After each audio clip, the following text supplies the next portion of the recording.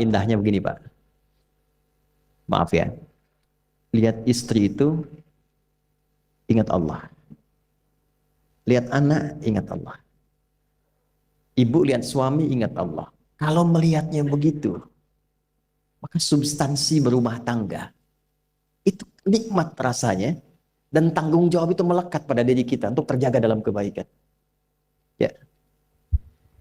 Saya nitipkan handphone saya ke antum, dan antum tahu itu punya saya.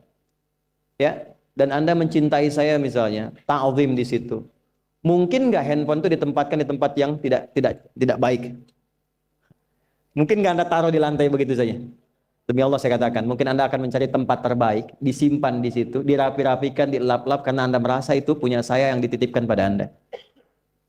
Manusia saja bisa Anda perlakukan demikian. Bagaimana ketika Anda melihat anak itu amanah Allah, yang Anda sebagai orang tuanya akan ditanya di kemudian hari. Maka kalau mau bersikap yang nggak enak itu, nggak bisa Pak kita lakukan. Mau bentak tuh nggak bisa. Mau marah tuh ditahan-tahan. Ya. Dan itu dijaga. Lihat istri sebagai amanah Allah itu beda caranya dengan hanya melihat kemanusiaannya saja. Istri melihat suami sebagai amanah Allah akan lain. Ya. Makanya akan selalu sempat dan optimal merawat istri sendiri dibandingkan lihat-lihat istri orang. Begitu sebaliknya. Ibu pun tidak harus berharap, kenapa ya suami saya nggak seperti Ustadz? Harapan yang sia-sia. Sudah ada turunan hikmahnya. Nah itu ada latihannya. Latihannya apa? Alladzina yadhkurunallah, zikir. Jadi kalau zikir itu sudah kuat dalam diri kita, ya sudah menghadirkan esensi zikir dalam diri kita, yang dilihat semuanya itu semua anugerah Allah Subhanahu wa taala. Jadi saat dia gembira itu dia bersyukur, dan saat dia sedang mengalami duka dia bersabar. Semua sama sebagai ibadah. Ajaban li amril mu'min. Kalau sudah seperti itu, kata Nabi, perkara hidupnya mengagumkan, gak ada keluhan. Itu latihannya zikir. Nah, zikir ini di Quran diturunkan dalam bentuk yang pokok berupa amalan ritual. Karena itulah semua bentuk amalan ritual disebut dengan zikir. Jadi kalau kita ingin hadirkan sifat tadi, maka cara pertama tingkatkan ibadah ritual. Salat. Apalagi? Al-Quran. Saya ambil dua dulu lah, supaya nggak banyak-banyak dulu. Yang pokok salat, yang kita lakukan tiap hari. Tinggal kuantitas dan kualitas kita tingkatkan. Maaf, lihat sini baik-baik. Salat, itu di Al-Quran disebut dengan zikir. Dalilnya Quran surah ke-20, ayat ke-14. Dan langsung disarikan dengan fungsi ibadah. Sebagai fungsi hidup kita. Sudah? Perhatikan baik-baik. Innani anallah. La ilaha illa ana. Fa'budni wa aqimis salata lidzikri. Itu dalilnya. Sayalah Allah, kata Allah. La ilaha illa ana. Tidak ada Tuhan yang layak dipertuhankan dan layak disembah kecuali saya. Allah. Allah. Bagaimana kenal Allah sebagai Tuhan? Ya, yang layak disembah, yang harus dipertuhankan, kenalnya bagaimana? Mendekatnya bagaimana? Fa'budni, sembah saya supaya kamu kenal saya, dekat dengan saya, tahu saya. Bagaimana caranya? Wa aqimis shalah, tunaikan salat. Jadi kalau pengen dekat dengan Allah, terkoneksi kepada Allah, tersambung, punya sifat tawakal yang kuat, nih tingkatkan salatnya, tambah. Makanya tiap hari kita sholat 5 waktu itu untuk membangun konektivitas dengan Allah. Sebab kalau sudah dekat, aksesnya pun terbuka semua. Itu maksudnya. Anda dekat dengan pimpinan, akses di perusahaannya kan mudah untuk diakses. Ya kan? Kita punya kenalan yang kuat, yang punya sesuatu, aksesnya mudah dibuka. Kita kenal Allah dan dekat dengan Allah, apa yang sulit bagi Allah. Dan ini kita yakin. Nah sekarang Allah kasih jalan. Coba lihat orang-orang dulu, ya. Mereka ketika akan melatih dirinya untuk tersambung kepada Allah, sholat semua, termasuk para nabi, rasul. Tapi dahsyatnya, ketika ada apapun dalam kehidupannya, yang sulit Allah mudahkan. Minta langsung dikabulkan. Dan sangat luar biasanya, seringkali terjadi mintanya lewat sholat. Nabi Zakaria itu kan dihukumi istrinya oleh medis itu menopause dan mandul, maaf. nggak mungkin punya keturunan. Kapan mintanya? Dalam sholat. Mohon sama Allah. Dan itu dikabulkan. Dan diabadikan di Quran dengan surah yang sama, Ali Imran ayat 38 sampai 39. Hunalika da'a Zakaria rabbah qala rabbi habli min ladunka dzurriyyatan thayyibah innaka sami'ud du'a. Ya Allah, mereka mengatakan aku nggak mungkin punya keturunan. Mereka mengatakan istriku punya keterbatasan. Maka aku memohon kepadamu yang tidak punya batas dalam pemberian. Engkau yang maha mendengar. Kalau kepada yang maha mendengar doa saya tidak dikabulkan, mohon tunjukkan kepadaku lewat salat ini ya Allah, dengan cara apa lagi dan kepada siapa aku mesti memohon. Itu nggak nunggu lama, permohonan selesai turun jawaban ayat 39-nya. Fanadatul malaikatu wa huwa qa'imun yusalli fil mihrab. Turun malaikat mengabarkan engkau dapat kabar gembira akan punya anak, langsung namanya dikasih Allah Yahya. Annallaha yubasyiruka bi Yahya. Artinya hidup yang mustahil menurut manusia lahir dari rahim seorang perempuan, maaf, yang divonis monopos dan mandul bayi yang hidup, kata Allah nggak ada yang mustahil, lahir dan terjadi itu. Yahya, John, lahirlah. Kapan terjadinya? Saat sholat. Karena itu saat dipanggil sholat, itu isinya tuh kan doa semua. Silakan ngecek, isinya doa semua. Dari mulai takbir, sujud sampai salam, isinya doa semua. Dan itu konektivitas kita dengan Allah, minta. Kapan itu bisa terkabul dengan cepat doanya? Kapan selesai urusan kita? Kalau koneksinya bagus. Makanya disebutnya zikir, yang terhubung, yang nyambung. Semakin kenal, semakin dekat, semakin mudah. Kadang belum minta, sudah diberi. Ada yang orang belum berucap, Allah sudah berikan. Sehingga ketika menghadapi masalah yang sama, ringan. Bukan gak punya masalah. Akan dihadapi, diringankan oleh Allah. Masalah yang sama, ini sampai ribut, adu argumentasi. Orang ini cuma senyum selesai. Betapa banyak masalah kecil diargumentasikan jadi besar. Akhirnya problem. Tapi tidak sedikit masalah besar dihempaskan di atas sajadah. Ketika koneksinya dengan Allah itu kuat, tiba-tiba hilang seketika. Selesai. Makanya Nabi Yakub kalau punya masalah, yang beliau lakukan apa? Dia bentangkan sajadahnya, dia sholat, dia mohon kepada Allah. Itu dilestarikan di Quran surah ke-12 Yusuf ayat ke-86. Aku tuh kalau sedang punya masalah apapun, yang aku bangun konektivitas dengan Allah. Innama ashku bathi wa huzni ilallah. Saya curhatnya cuma sama Allah. Ini Pak, ini bagian pertama. Nah, jadi kalau ingin semakin kuat, sampai ada masalah diringankan, mau kerja dibukakan pintunya, itu ada jenisnya. Yang pokok ada 5 waktu, 17 rakaat. Yang detil itu ada pada sunnahnya.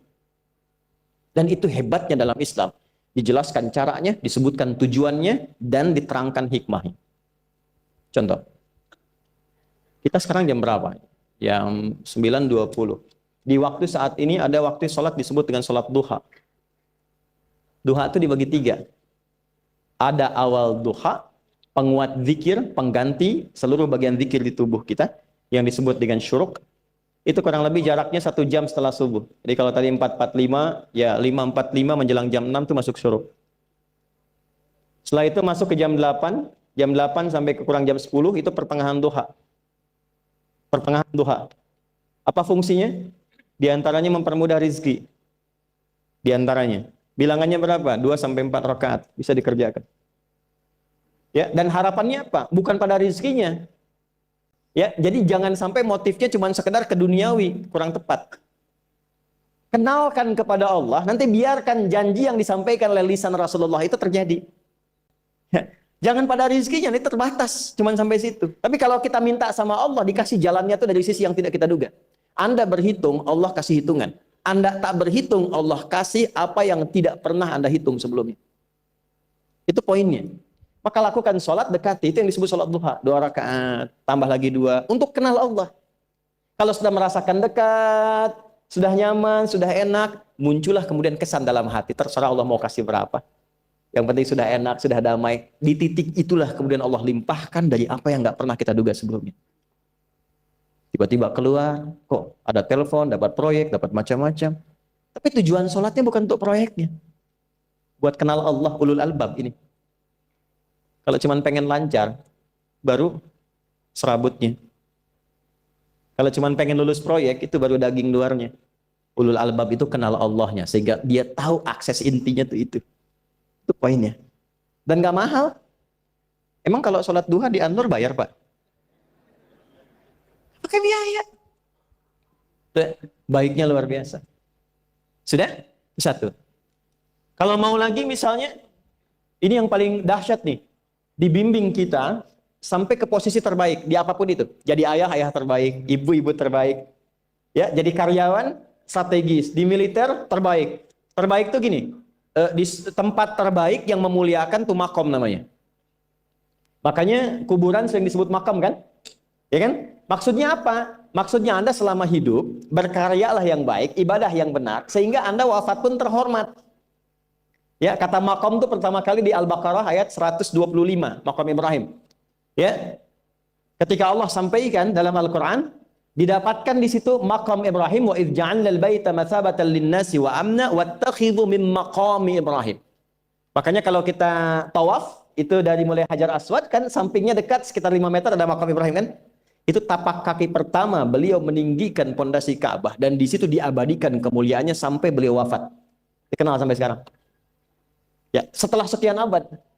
Jadi kalau kita ingin terhormat dan masih dikenang sampai kapanpun, itu makom namanya.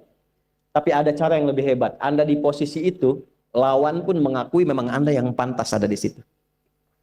Itu namanya makom mahmuda. Makom mahmuda. Siapa yang bikin urutan 100 tokoh paling berpengaruh di dunia? Siapa? Saya tanya, yang nulis siapa namanya? 100.000? 200.000? Dia mencari langsung di Google tuh. Lambat mas, waktu habis. Michael Chart. Dia yang nulis, maaf ya. Urutan pertamanya siapa? Muhammad SAW. Yang nulis itu muslim atau bukan? Kok bisa tergerak hatinya untuk menempatkan seorang nabi muslim di tempat pertama? Saya tanya begini, kenal Abu Jahal nggak? Ya Allah, makin siang nih nggak fokus nih. Saya kira cuma di Bengkalis saja yang kenal Abu Jahal, sini kenal juga. Baik, Abu Jahal itu, apakah orang ini tidak kenal Nabi? Kenal. Orang ini tahu, kalau saya sebut orang ini berarti kurang bagus ya. Kalau saya sebut beliau berarti baik ya. Abu Bakar saya sebut beliau, Abu Jahal orang ini. Maksudnya Abu Jahal. Apakah orang ini tidak tahu kalau Nabi itu mulia? Nabi unggul. Nabi hebat kan? Jadi mengakui sebetulnya Nabi unggul. Dan gulat dengan Nabi itu dalam olahraga kalah. Dia tahu Nabi itu kuat. Ya. Di dalam cinta juga tahu Nabi paling unggul. Abu Jahal melamar Sayyidah Khadijah ditolak, Nabi nggak lamar, Sayyidah Khadijah minta dilamarin. Ya. Dari sejak itulah dia nggak mau tahu semua yang dari Nabi, pokoknya semua harus jelek. Walaupun dia tahu itu baik. Nggak kenal, sampai nggak menanamkan pada dirinya nggak ingin kenal kebaikan Nabi. Nggak ingin kenal pada sesuatu, itu jahlun namanya. Jadi kalau ada mbahnya yang paling bodoh, yang nggak pengen tahu, itu Abu Jahal namanya. Maka sejak saat itu orang ini disebut dengan Abu Jahal. Tapi Abu Jahal pun itu meyakini kebenaran, kekuatan Nabi, cuman karena iri saja. Gitu. Tapi dia nggak bisa nolak.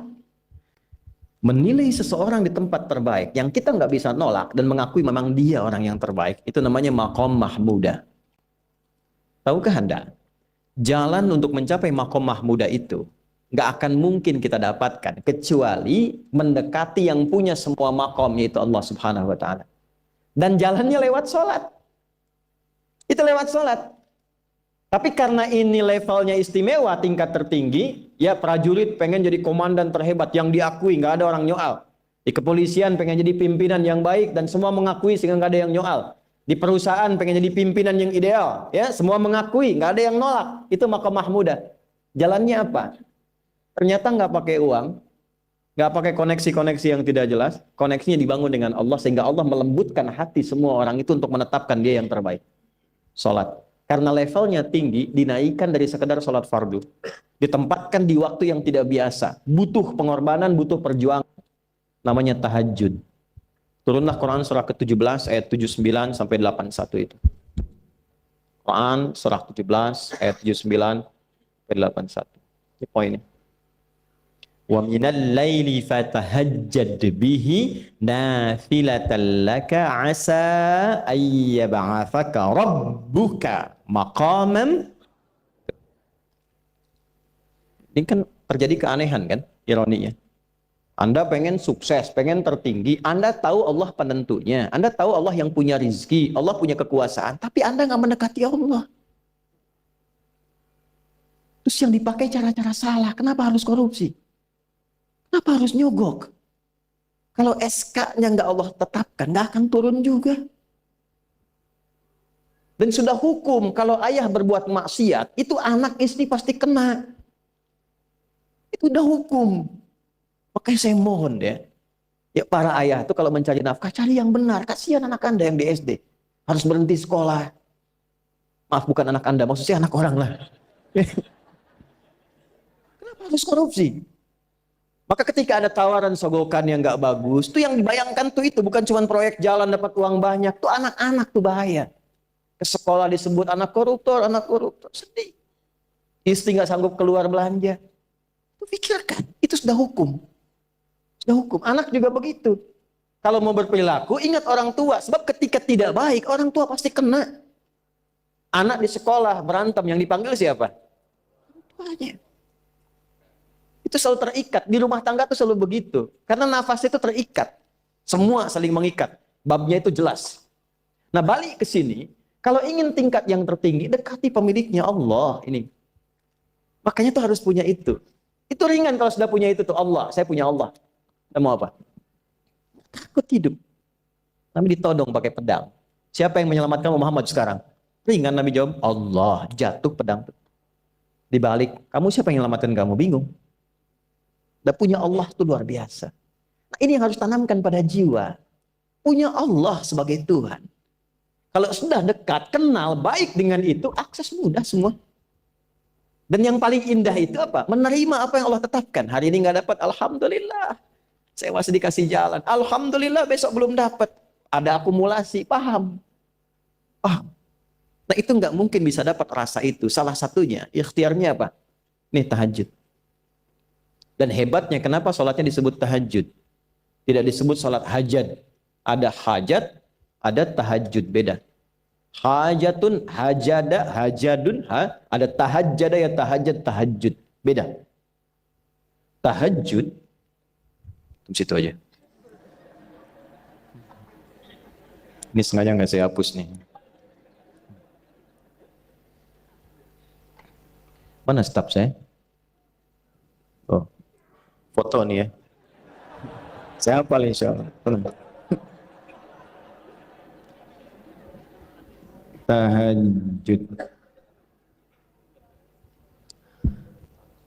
Asalnya dari kata hajada, gini, ha, jim, dal. Ditambah ta di depannya, lalu ada tasydid sebelum akhirnya. Nih. Ini akarnya 3 huruf, ha, jim, dal. Hajada itu asalnya bangun dari tidur malam. Tidur dulu, lalu bangun setelah itu.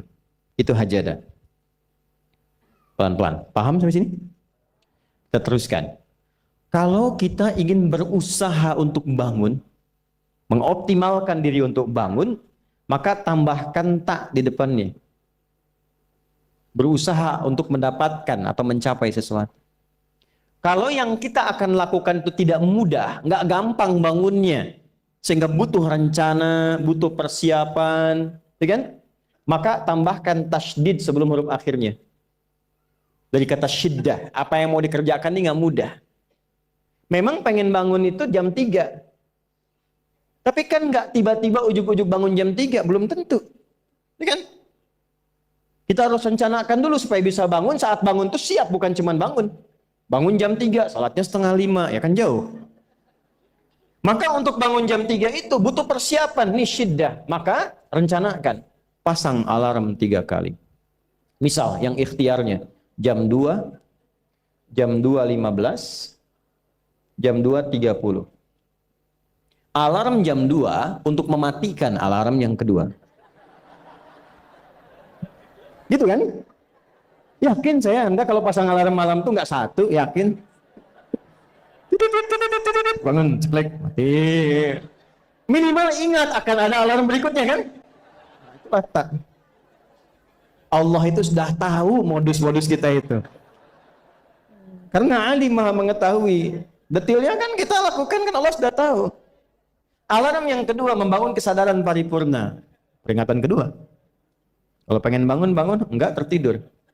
Maka ketika sampai pada alarm ketiga, sudah sadar kita. Oh.